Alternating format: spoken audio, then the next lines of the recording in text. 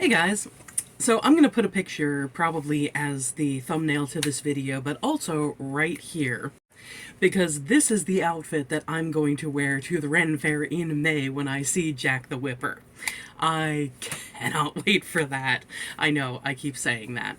The point of this video, though, is I recently was on Facebook just scrolling through and I happened to see a post that said, "What is one book you think everyone should read?"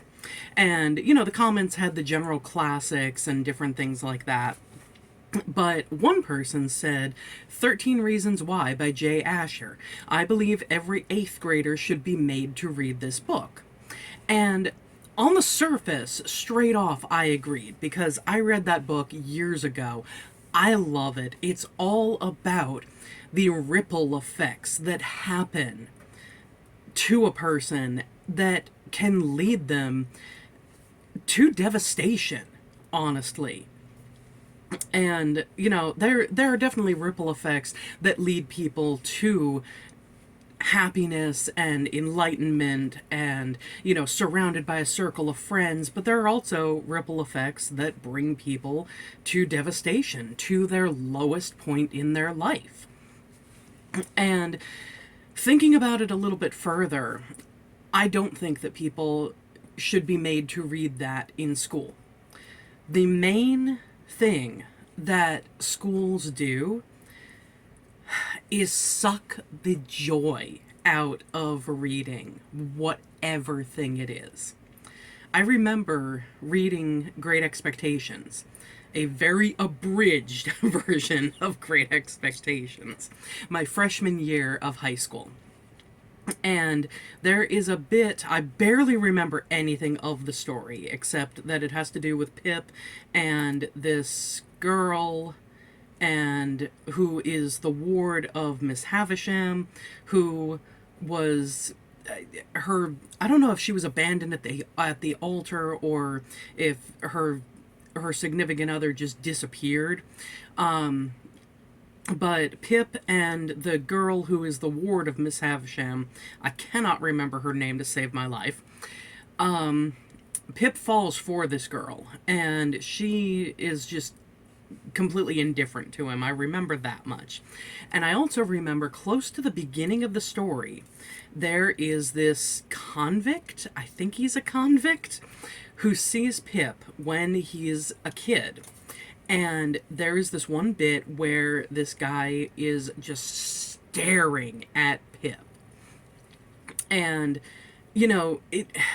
with the modern context of reading up to that point, you would think that he's memorizing his face so that when he gets out, he'll know the person to find to kill.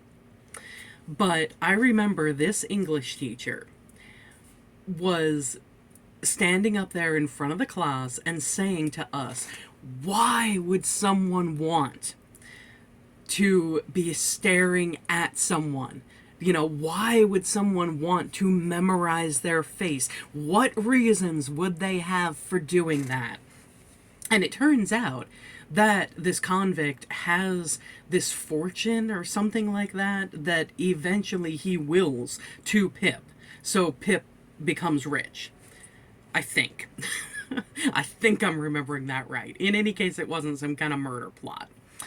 But it's things like that are part of what sucks the joy out of reading. You want to read to experience the story along with the characters. You want to put yourself into the main character's shoes and follow their journey with them. And teachers, it doesn't so much happen in college, I've noticed, but in high school, in middle school, it's they're, instead of the teachers letting the students come to their own conclusions, whether they're wrong or right as the story progresses, they want to guide the students to the answers. So that when whatever part gets there, it's, oh, wow, I had already figured that out. Except you really didn't because you were guided to the answer. And being guided to an answer doesn't teach you how to think critically. I want to do much more of a talk on this kind of subject. But I'm going to wait on it. I'm going to leave this. Let me know your thoughts in the comments because I would love to have a discussion in the comments about this.